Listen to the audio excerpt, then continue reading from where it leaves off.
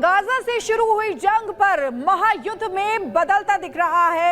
बीती रात ईरान ने इजराइल पर 180 से ज्यादा मिसाइलें दागी।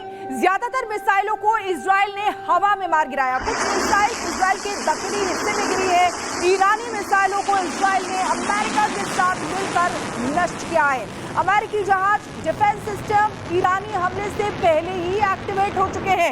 अमेरिका ने खुलकर इजराइल के साथ खड़ा होने का ऐलान भी कर दिया है।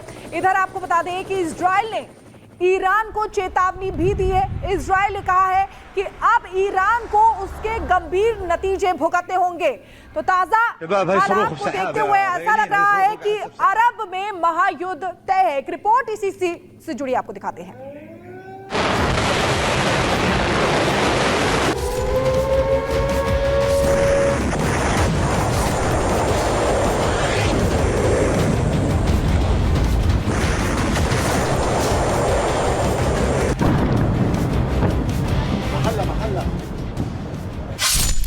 तीसरे महायुद्ध की शुरुआत।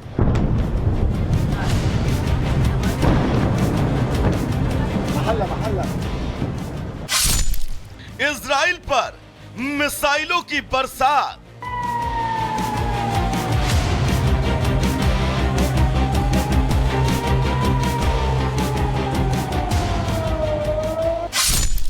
बज गया तीसरे विश्व युद्ध का सायरन।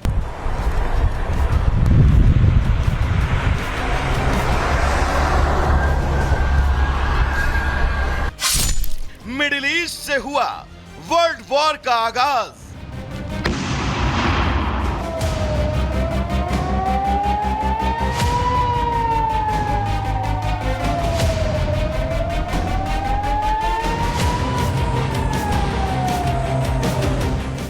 जिसका डर था वही हुआ। इजराइल के आक्रामक रुख पर अब तक खामोश रहे ईरान ने आखिरकार इजराइल पर सीधा हमला बोल ही दिया।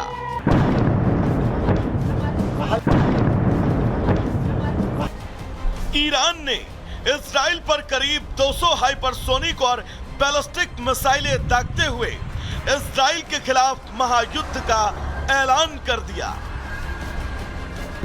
ईरान ने इजराइल पर जिन मिसाइलों का इस्तेमाल किया वो कितनी घातक थी, इसका अंदाजा इजरायली सेना के कैंप में हुए नुकसान को देखकर लगाया जा सकता है। इजरायली सेना के मिलिट्री बेस में मची भयानक तबाही की तस्वीरें खुद आईडीएफ ने जारी की हैं।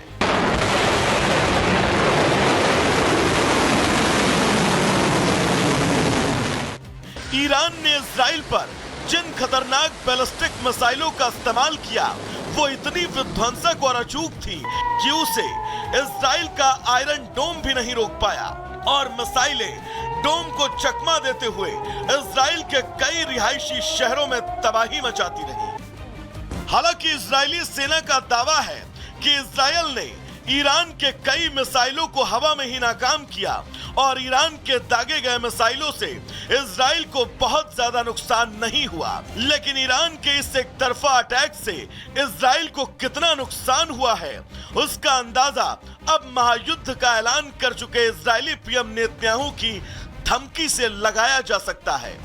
नेतन्याहू ने ईरान को सीधे धमकाते हुए कह डाला, ईरान ने एक बड़ी गलती कर दी है, उसे गलती की बड़ी कीमत चुकानी पड़ेगी। हम अपने नियम पर कायम रहेंगे।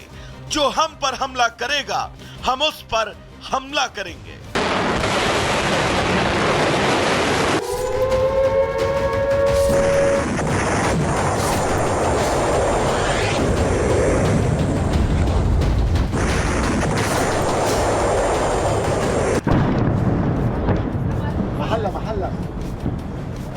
ईरान का दावा है कि उसने हिजबुल्लाह नेता और हमास अधिकारियों की हत्या के विरोध में मिसाइलें दागी हैं।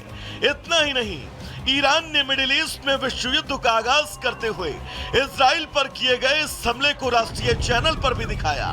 ईरान इस हमले को अपने नागरिकों के सामने एक बड़ी जीत के तौर पर प्रोजेक्ट कर रहा है और ईरान के सर्वोच्च नेता से लेकर IRGC भी इस हमले के वीडियो को सोशल मीडिया पर पोस्ट कर रही है। लेकिन शायद ईरान नेतन्याहू के आक्रामक मिजाज और उसके दोस्त अमेरिका को भूल गया, जिसका इरादा अब आर पार की लड़ाई का है। Bureau report, Republic Bharat.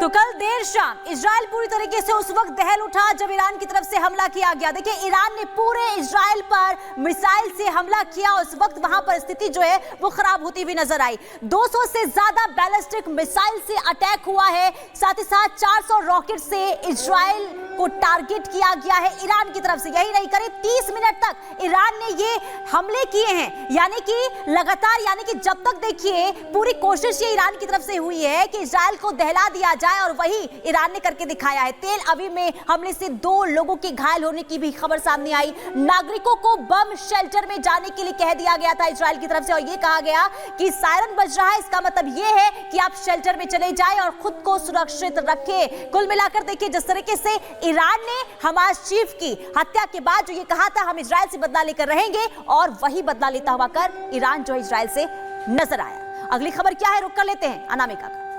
और बड़ी खबर आ रही है अमेरिका से, जहां पर अमेरिकी रक्षा मंत्री ने इजराइल के रक्षा मंत्री से बातचीत की और हर मदद का भरोसा यहाँ पे दिया गया उनकी ओर से।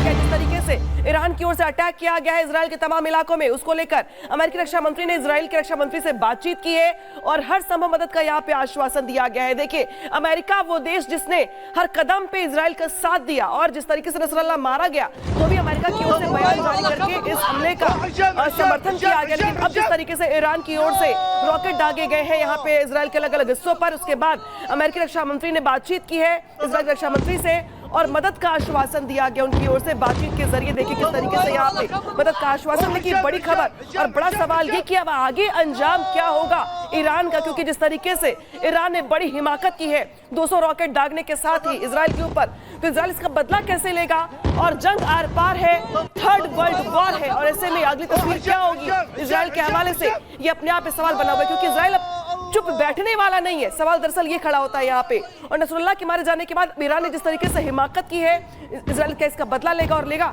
तो कैसे लेगा, ये सवाल।